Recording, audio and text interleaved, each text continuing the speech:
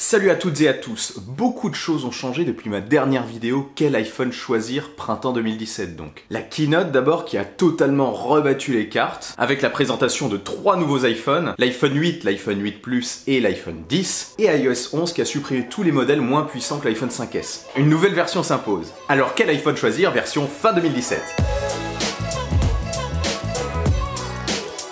Tout d'abord, merci pour vos nombreux commentaires sur l'ancienne version qui vont me permettre d'optimiser un peu plus cette nouvelle version. Déjà, un premier conseil qui s'applique à tout le monde. Ne prenez pas un stockage inférieur à 32 Go sur un iPhone. Ça sera vraiment bien trop serré. J'en sais quelque chose, j'ai un iPhone 5S 16 Go et je dois vous dire que je n'en peux plus. Sinon autre chose, je déconseille fortement, si vous en trouvez, d'acheter un iPhone moins puissant que l'iPhone 5S. Par exemple les iPhone 5 et iPhone 5C. C'est pas que vous ne pourrez pas les utiliser, c'est juste qu'ils ne suivront plus les prochaines mises à jour. Ils ne sont déjà plus compatibles avec iOS 11 et d'ici quelques temps, les applications vont devenir obsolètes sur ces modèles. Je rajouterais même que si vous voulez vraiment un iPhone, c'est pour bénéficier justement des nouvelles fonctionnalités que vous ne pouvez pas trouver sur ces anciens modèles. Ou alors pour bénéficier quand même de fonctionnalités suffisamment récentes. Donc j'ai des conseils. 5C, non. Alors comment choisir votre iPhone? Déjà, comme je le disais dans ma précédente vidéo, ça dépend de vous, ça dépend aussi de votre budget forcément, et de vos attentes, de vos goûts. Mais je reconnais que c'est un petit peu compliqué et encore plus cette année parce qu'on se retrouve quand même avec beaucoup d'iPhones encore vendus par Apple, beaucoup d'iPhones au catalogue. C'est du jamais vu, il n'y en a jamais eu autant dans leur catalogue, donc je reconnais que c'est peut-être un peu galère. Donc, vous avez un budget inférieur à 350 €. Là, ce qui correspond vraiment à votre budget, ce sont les iPhone 5S, 6 et 6 Plus. Cependant, on les trouve principalement en reconditionné et après quelques recherches, je me rends compte également que les prix partent un petit peu dans tous les sens. C'est un peu compliqué de trouver les prix réels de ces iPhones en reconditionné. Donc tous les prix que je vais vous donner sont à partir de 32 Go parce que je ne conseille pas les iPhones en dessous de 32 Go. L'iPhone 5S d'abord. On peut le trouver à partir de 200 à 220 € neuf ou reconditionné. Neuf s'il reste par miracle des stocks, mais en général vous tomberez sur du reconditionné. Donc comptez, comme je vous l'ai dit, 200 à 220 €. Pour l'occasion, vous pourrez en trouver aux alentours de 100 à 150 €. Petite parenthèse, je ne suis pas trop fan non plus du marché de l'occasion comme du marché du reconditionné, parce que le marché de l'occasion peut réserver des surprises. On ne sait pas si le portable est tombé dans l'eau, s'il a subi des chocs, ou qu'on cacherait une éventuelle modification. Donc moi je suis pas spécialement fan de ce marché, on peut avoir de grosses surprises. Concernant le reconditionné, ils utilisent aussi parfois des batteries ou des composants qui ne sont pas officiels. J'ai eu pas mal aussi de retours de personnes qui avaient des problèmes et qui étaient déçus justement de leur achat en reconditionné. Après, ça peut pas être une généralité, vous pouvez trouver de bonnes affaires sur le marché de l'occasion et en reconditionné quand même. Donc retour sur l'iPhone 5S. Moi l'iPhone 5S aujourd'hui je ne le conseille pas spécialement. Je pense que iOS 11 est peut-être sa dernière mise à jour et que s'il passe sur iOS 12, je crains que ce nouvel OS le ralentisse trop. Donc je pense qu'il a une durée de vie logicielle d'environ 1 an. À peu près 1 an. Après, vous pourrez toujours continuer à l'utiliser sous iOS 11, avec les performances d'iOS 11, ou alors en l'achetant, vous pouvez aussi continuer sous iOS 9, je crois qu'il est vendu sous iOS 9, mais vous ne bénéficierez pas, bien sûr, des nouveautés du prochain OS. Et même s'il est compatible avec iOS 12, je ne sais pas s'il bénéficiera de toutes les nouveautés également d'iOS 12. Donc très moyennement conseillé. Ensuite, vous avez l'iPhone 6 et l'iPhone 6 Plus. Pareil, ils ne sont plus au catalogue Apple, donc vous pourrez le retrouver en neuf ou en reconditionné également sur le marché de l'occasion. Je trouve que les prix sont un petit peu chers, j'ai vu qu'en neuf il coûtait 399 € l'iPhone 6 pour 32 Go et l'iPhone 6 Plus 499 € pour 64 Go. Sur le marché du reconditionné, vous enlevez entre 50 et 100 € par modèle à peu près. Et pour le marché de l'occasion, vous pourrez trouver un iPhone 6 aux alentours de 250 € pour un modèle 32 ou 64 Go, il y a un peu de tout, et aux alentours de 350 € pour un iPhone 6 Plus, 32 Go aussi. Ces deux modèles ont lancé une nouvelle génération d'iPhone avec un modèle 4,7 pouces et un modèle Plus à 5,5 pouces. C'était essentiellement les deux nouveautés de ces produits, avec bien sûr une puissance accrue et un appareil photo de meilleure qualité que celui de l'iPhone 5S. Aujourd'hui, je trouve que ça ne vaut pas non plus spécialement le coup d'acheter un iPhone 6 et un iPhone 6 Plus. Vous pouvez quand même le faire parce qu'il risque de tenir à peu près 2 ans en mise à jour, peut-être 3. J'aurais plus tendance à penser à 2 ans, mais je trouve que les prix de ces deux iPhones, qui commencent à dater un petit peu, sont un peu trop élevés. à mon goût. Donc pour en revenir au budget, si vous avez un budget inférieur à 350 €, d'ailleurs vous ne pourrez vous tourner que sur un iPhone 6 Plus d'occasion. Donc là ça ne vaut vraiment pas le coup je trouve. D'autant plus que même si ces modèles sont compatibles avec iOS 11, ils ne sont pas compatibles avec la réalité augmentée, qui risque probablement de se développer de plus en plus sur le marché des applications. On a notamment Ikea qui récemment a présenté une nouvelle app en réalité augmentée pour disposer vos meubles un petit peu où vous le souhaitez avant de les acheter. Vous pouvez les essayer pour voir s'ils rentrent là où vous voulez les mettre. Donc le 6 et le 6 Plus ne sont pas compatibles avec ça. Donc moi, si vous avez un budget de 350 €, je ne vous conseille pas spécialement de vous tourner vers un iPhone 5S, un iPhone 6 ou un iPhone 6 Plus d'occasion. Je vous conseille peut-être de vous diriger vers Android, du côté duquel vous trouverez certainement des smartphones plus récents et plus performants que ces modèles d'iPhone. Et si vous voulez un iPhone, je peux aussi plutôt vous conseiller d'attendre, de patienter, de mettre de l'argent de côté pour vous en offrir un plus récent également. Un qui est toujours au catalogue Apple. Parce que c'est un gage de sécurité. Donc on y est. Place aux iPhones toujours vendus par Apple. Déjà, ces iPhones vous assurent une longévité minimale de 3 ans en termes de mise à jour. Donc on va y aller pareil par tranche de prix. Vous avez un budget compris entre 350 et 550 €. C'est un budget moyen quand on parle d'iPhone. Et oui, un iPhone c'est très cher malheureusement. On commence par l'iPhone SE. L'iPhone SE est toujours vendu par Apple en 32 Go pour 419 € et 529 € pour le modèle 128 Go. Sur le marché de l'occasion, il est assez dur à trouver parce que les gens semblent vraiment l'apprécier. J'ai eu du mal à en trouver. On les trouve aux alentours de 300 €, mais vraiment, faut vraiment chercher pour 32 Go. A noter que chez les opérateurs, vous pourrez trouver l'iPhone SE à 350 € neuf pour 32 Go. Cet iPhone SE est un très bon compromis. Il plaît à énormément de personnes parce qu'en fait c'est un mélange entre un iPhone 5S, un iPhone 6 et un iPhone 6S. Il embarque en effet des composants du 6S et du 6, notamment le processeur du 6S, ce qui est très intéressant pour sa longévité. Tout ça dans le châssis d'un iPhone 5S. Donc je le conseille si vous avez un budget serré, si vous aimez les iPhones de petite taille, ça reste toujours un excellent choix cet iPhone SE. On peut dire que c'est l'aboutissement final du modèle 5. Par contre, si vous avez un budget un petit peu plus conséquent et que l'iPhone SE a un petit peu trop ric-rac pour vous, il y a l'iPhone 6S qui est toujours au catalogue Apple, qui est comme l'iPhone SE, j'ai oublié de le dire, compatible avec la réalité augmentée. Vous le trouverez chez Apple aux alentours de 529 € et 519 chez les opérateurs pour le modèle 32 Go et aux alentours de 632 € pour le modèle 128 Go. Qu'est-ce qu'il apportait cet iPhone 6S? Il apportait la technologie 3D Touch, une technologie très utile qui vous permet d'activer notamment des options supplémentaires lorsque vous restez appuyé sur une app, des options rapides et un tas d'autres choses. Par rapport à l'iPhone 6 et à l'iPhone 6 Plus, il offre un énorme bond en performance ainsi que vraiment un meilleur capteur photo. Donc dans le budget maximum de 550, vous ne pourrez pas vous tourner vers un 128 Go parce que comme je vous l'ai dit, il est à 639 € neuf. Vous pourrez peut-être le trouver à moins cher sur le marché de l'occasion quand même. Donc pour moi, l'iPhone 6S, il va durer 3 ans minimum en mise à jour comme l'iPhone SE. Je le conseille parce que ça représente quand même un iPhone d'entrée de gamme pas trop cher pour un iPhone et c'est un très bon produit. Donc si vous avez 519 € à mettre dans un iPhone, dirigez-vous vers le 6S. Franchement, ça vaut le coup. Donc maintenant, on passe dans les budgets confortables. Vous avez un budget compris entre 550 et 750 €. Oui, c'est confortable, mais c'est pas le budget le plus confortable pour s'offrir un iPhone. Là, dans ces cas-là, vous aurez le choix entre l'iPhone 6S, l'iPhone 6S Plus et l'iPhone 7. Du côté de l'iPhone 6S, j'en ai déjà parlé, mais en gros, si vous avez un budget un petit peu plus conséquent, vous pouvez vous tourner vers le modèle 128 Go qui vous offrira plus de capacité, bien entendu. Si vous avez de la vidéo à faire et que vous prenez énormément de photos et que vous consommez énormément d'applications, je ne saurais que vous conseiller de prendre plus de 32 Go.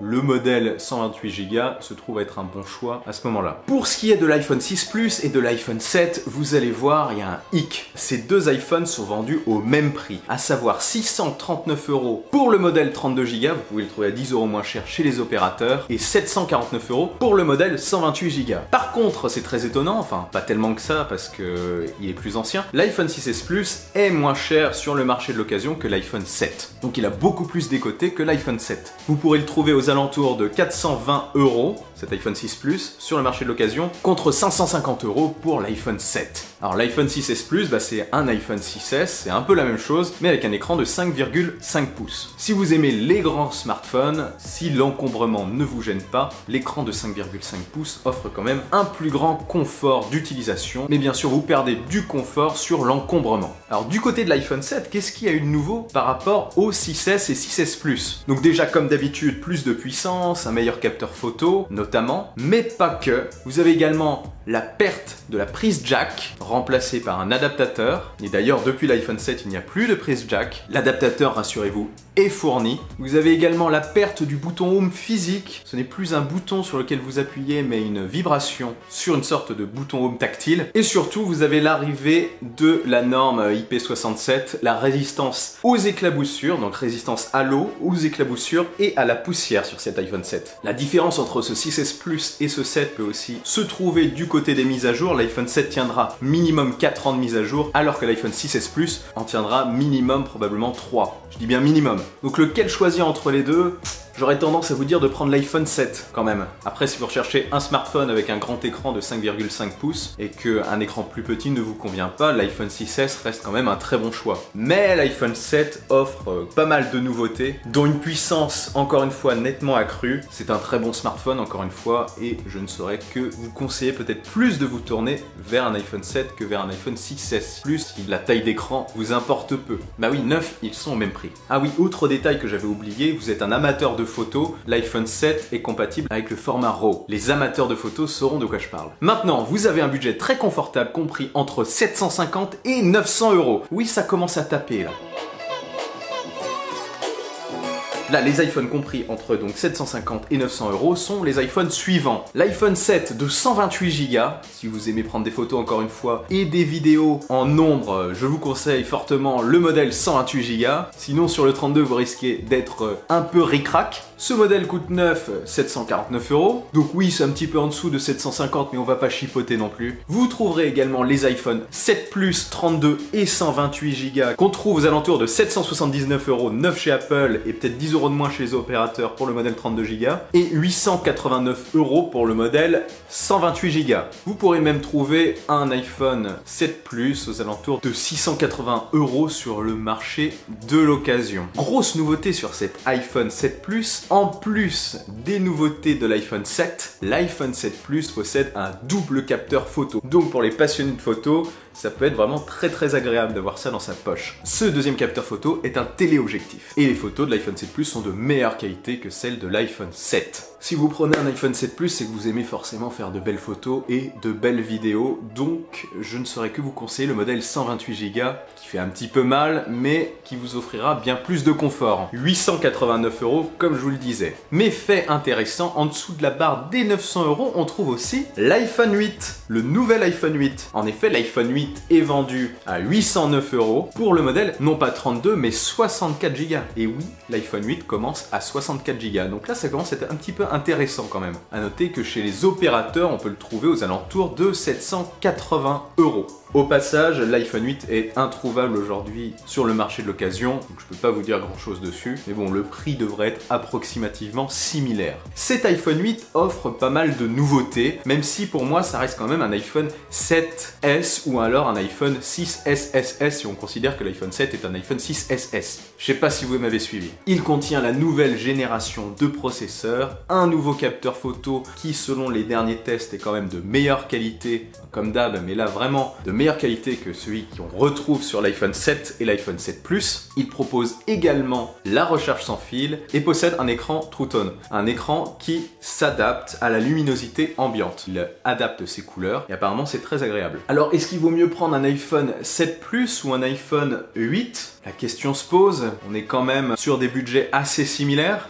Eh bien ça dépend vraiment de vos goûts là. L'iPhone 8 présente quand même pas énormément de nouveautés. L'iPhone 7 Plus quant à lui est un modèle d'iPhone 7 amélioré. Je trouve que chacun a un avantage vis-à-vis de l'autre. L'iPhone 7 Plus possède un grand écran de 5,5 pouces et le double capteur photo. Et l'iPhone 8 avec ses 4,7 pouces est plus confortable, n'a pas de double capteur photo mais vous avez quand même une nouvelle optique très performante et vous avez la recharge sans fil. Donc là c'est vraiment une question de goût, c'est assez difficile de trancher. Ce que je peux vous conseiller c'est d'essayer les deux tailles et justement de choisir celle qui vous convient le mieux. Parce qu'au final final, si on aligne un petit peu les deux produits, je trouve qu'ils ont autant d'avantages et d'inconvénients l'un que l'autre. La différence aussi se trouve du côté des mises à jour. L'iPhone 8 tiendra plus longtemps, une année de plus certainement que l'iPhone 7 Plus. Voilà, là je peux pas vous aider plus là-dessus, c'est vraiment une question de goût, mais j'espère quand même vous avoir éclairé. Maintenant on va passer dans le fat budget, le budget élevé, très élevé même. Vous avez un budget compris entre 900 et 1329 €. En gros le budget n'est pas trop un problème quoi.